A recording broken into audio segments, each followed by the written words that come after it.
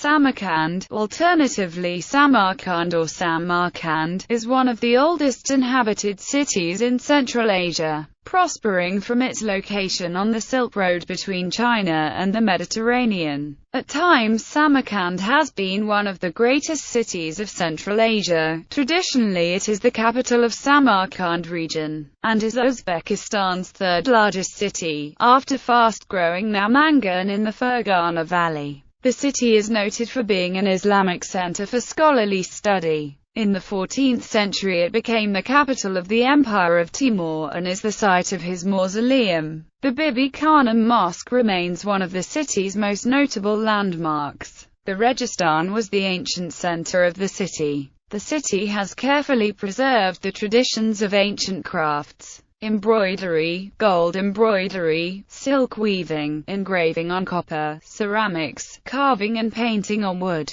There is evidence of human activity in the area of the city from the late Paleolithic era. Though there is no direct evidence of when exactly Samarkand was founded, some theories are that it was founded between the 8th and 7th centuries BC. By the time of the Achaemenid dynasty of Persia, it was the capital of the Sogdian satrapy. The city was taken by Alexander the Great in 329 BC, when it was known by its Greek name of Samarkand. The city was ruled by a succession of Iranian, Persian, and Turkish peoples until the Mongols under Genghis Khan conquered Samarkand in 1220. In 2001, UNESCO added the city to its World Heritage List as Samarkand, Crossroads of Cultures. Etymology: the name probably originates in the Sogdian words Ismara, stone, rock, and Kand, fort, town. Early history: along with Bukhara, Samarkand is one of the oldest inhabited cities in Central Asia,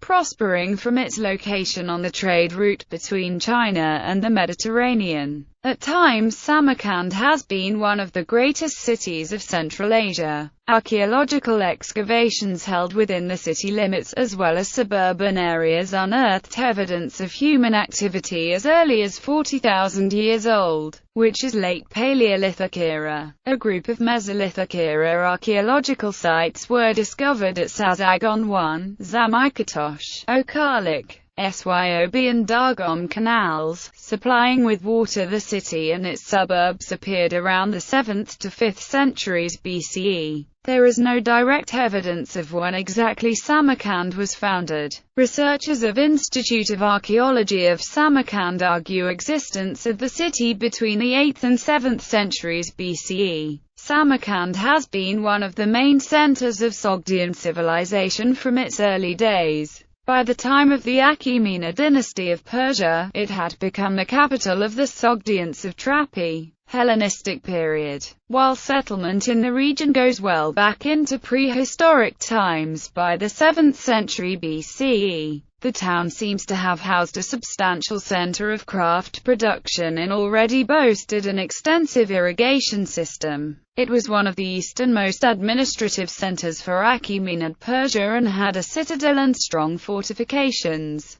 Alexander the Great conquered Samarkand in 329 BCE. The city was known as Samarkand by the Greeks. Written sources offer small clues as to the subsequent system of government. They tell of an Orepius who became ruler, not from ancestors, but as a gift of Alexander. While Samarkand suffered significant damage during Alexander's initial conquest, the city recovered rapidly and under the new Hellenic influence flourished. There were also major new construction techniques. Oblong bricks were replaced with square ones and superior methods of masonry and plastering were introduced. It was later part of Seleucid Empire, Greco-Bactrian Kingdom and Kushan Empire successively. Alexander's conquest introduced into Central Asia classical Greek culture. At least for a time the Greek models were followed closely by the local artisans.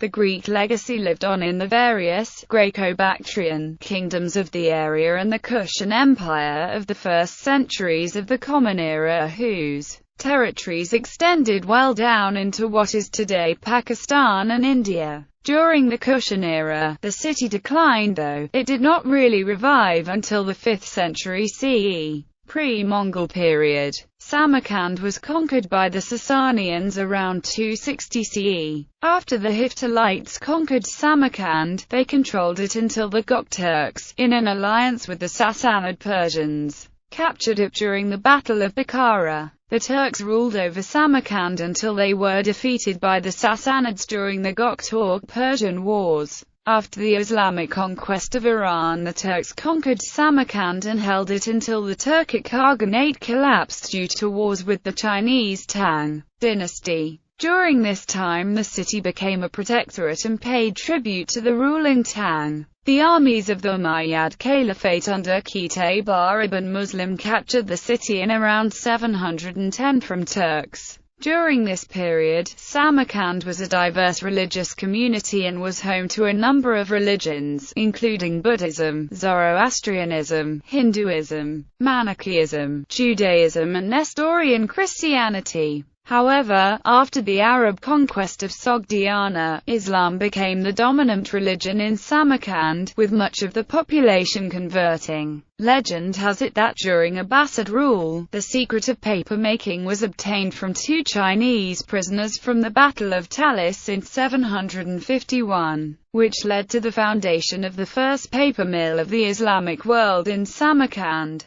The invention then spread to the rest of the Islamic world, and from there to Europe. The Abbasid control of Samarkand soon dissipated and was replaced with that of the Samanids. Though it must be noted that the Samanids were still nominal vassals of the Caliph during their control of Samarkand. Under Samanid rule, the city became one of the capitals of the Samanid dynasty and an even more important link amongst numerous trade routes. The Samanids were overthrown by Kara Khanate in around 1000. During the next 200 years, Samarkand would be ruled by a succession of Turkish tribes, including the Seljuks and the Khwarezm Shahs. The 10th-century Iranian author Istakra, who traveled in Transoxian, provides a vivid description of the natural riches of the region he calls Samarkandian Sogd. I know no place in it or in Samarkand itself where if one ascends some elevated ground one does not see greenery in a pleasant place, and nowhere near it are mountains lacking in trees or a dusty steppe. Samarkandian Sogd extends 8 days' travel through unbroken greenery and gardens. The greenery of the trees and sown land extends along both sides of the river Sogd,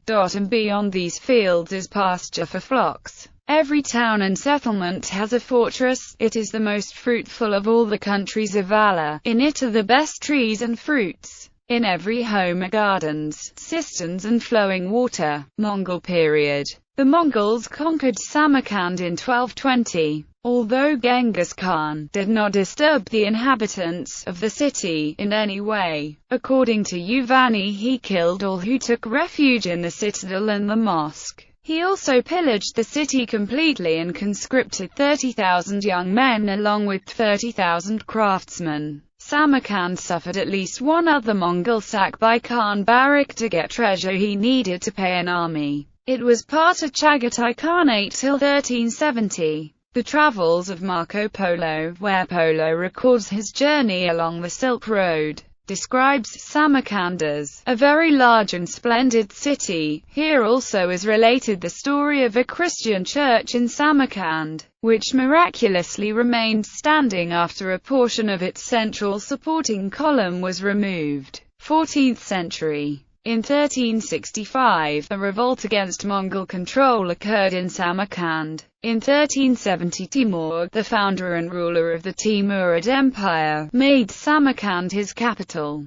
During the next 35 years, he rebuilt most of the city and populated it with the great artisans and craftsmen from across the empire. Timur gained a reputation as a patron of the arts, and Samarkand grew to become the center of the region of Transoxian. Timur's commitment to the arts is evident in the way he was ruthless with his enemies but merciful towards those with special artistic abilities. He spared the lives of artists, craftsmen and architects so that he could bring them to improve and beautify his capital. He was also directly involved in his construction projects, and his visions often exceeded the technical abilities of his workers. Furthermore, the city was in a state of constant construction, and Timur would often request buildings to be done and redone quickly if he was unsatisfied with the results. Timur made it so that the city could only be reached by roads, and also ordered the construction of deep ditches and walls that would run 5 miles in circumference, separating the city from the rest of its surrounding neighbors. During this time the city had a population of about 150,000. This great period of reconstruction is encapsulated in the account of Henry III's ambassador, Ruy González de Clavijo, who was stationed there between 1403 and 1406. During his stay the city was typically in a constant state of construction.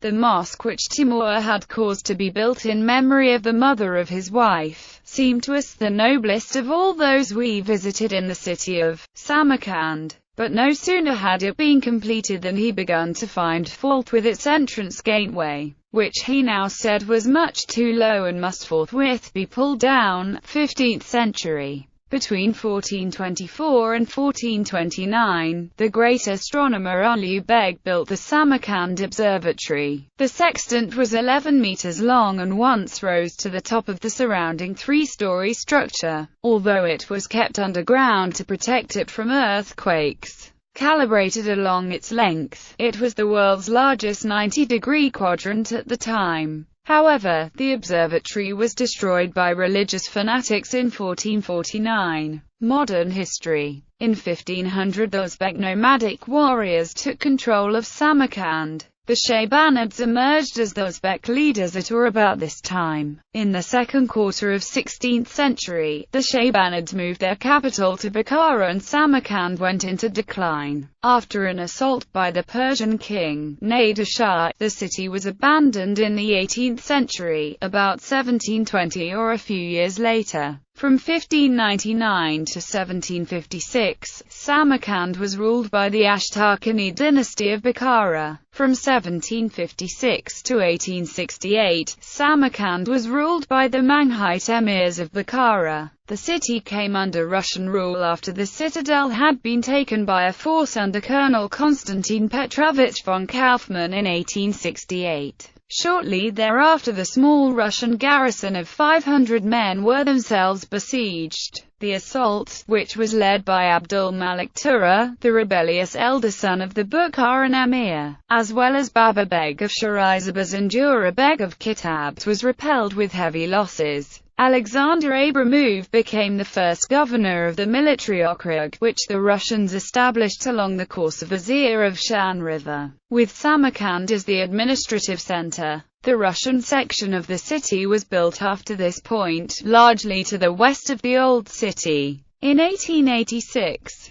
the city became the capital of the newly formed Samarkand Oblast of Russian Turkestan and grew in importance still further when the Trans-Caspian Railway reached the city in 1888. It became the capital of Uzbek SSR in 1925 before being replaced by Tashkent in 1930. People. According to various independent sources, Tajiks are the major ethnic group in the city, while ethnic Uzbeks form a growing minority. Exact figures are difficult to evaluate, since many people in Uzbekistan either identify as Uzbek, even though they speak Eastern Persian as their first language, or because they are registered as Uzbeks by the central government despite their Eastern Persian language and identity. As explained by Paul Byrne, during the census of 1926 a significant part of the Tajik population was registered as Uzbek.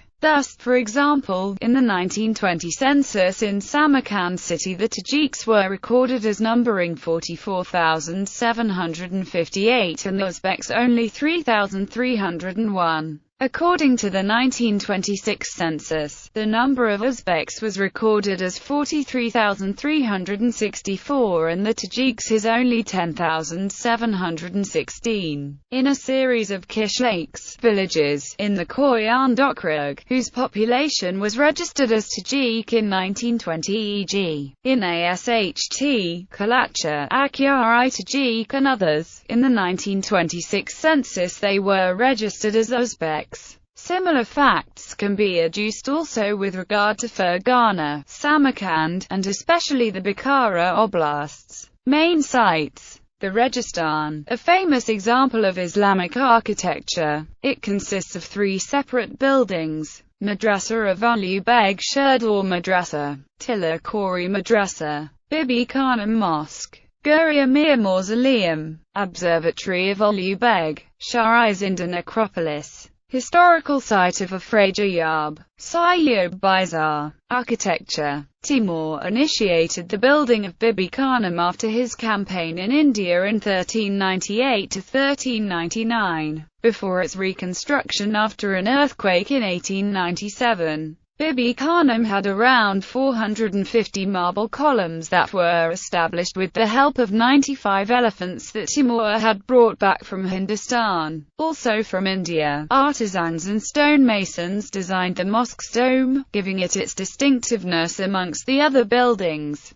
The best-known structure in Samarkand is the mausoleum known as Guri Amir. It exhibits many cultures and influences from past civilizations, neighboring peoples, and especially those of Islam. Despite how much devastation the Mongols caused in the past to all of the Islamic architecture that had existed in the city prior to Timur's succession, much of the destroyed Islamic influences were revived, recreated, and restored under Timur. The blueprint and layout of the mosque itself follows the Islamic pattern of geometry, and other elements of the structure had been precisely measured. The entrance to the Guri Amir is decorated with Arabic calligraphy and inscriptions, the latter being a common feature in Islamic architecture. The attention to detail and meticulous nature of Timur is especially obvious when looking inside the building. Inside, the walls have been covered in tiles through a technique, originally developed in Iran, called mosaic faience, a process where each tile is cut, colored, and fit into place individually. The tiles were also arranged in a specific way that would engrave words relating to the city's religiosity. Words like Muhammad and Allah have been spelled out on the walls using the tiles.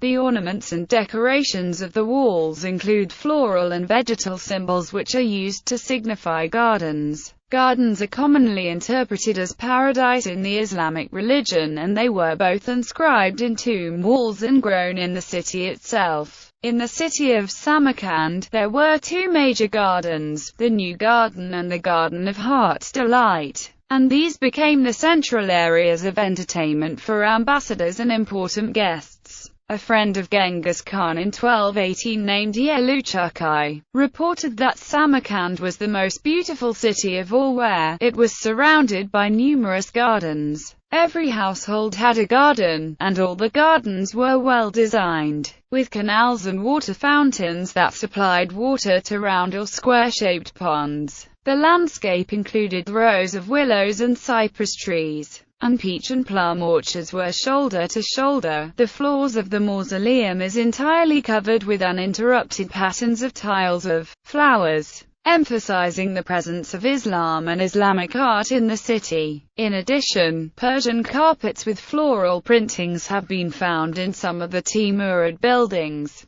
Turco-Mongol influence is also apparent in the architecture of the buildings in Samarkand. For instance, nomads previously used tents, or yurts, to display the bodies of the dead before they were to engage in proper burial procedures. Similarly, it is believed that the melon-shaped domes of the tomb chambers are imitations of those very yurts. Timur, naturally, used stronger materials, like bricks and wood, to establish these tents, but their purposes remain largely unchanged. The color of the buildings in Samarkand also has significant meaning behind it. For instance, blue is the most common and dominant color that will be found on the buildings, which was used by Timur in order to symbolize a large range of ideas. For one, the blue shades seen in the Guri Amir are colors of mourning. Blue was the color of mourning in Central Asia at the time, as it is in many cultures even today, and its dominance in the city's mausoleum appears to be a very rational idea. In addition, blue was also seen as the color that would ward off the evil eye in Central Asia, and the notion is evident in the number of doors in and around the city that were colored blue during this time. Furthermore, blue was representative of water, which was a particularly rare resource around the Middle East and Central Asia. Coloring the walls blue symbolized the wealth of the city.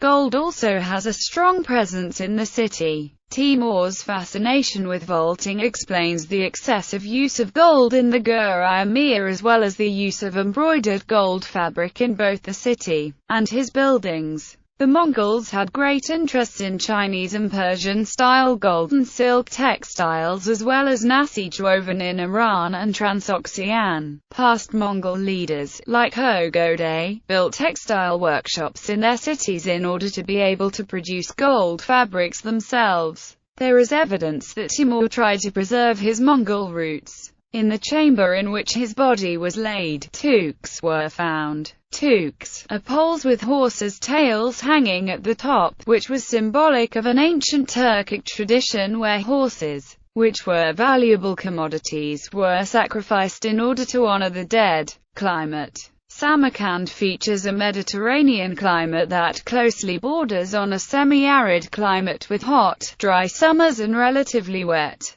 variable winters that alternate periods of warm weather with periods of cold weather. July and August are the hottest months of the year, with temperatures reaching and exceeding 40 degrees Celsius. Most of the sparse precipitation is received from December through April.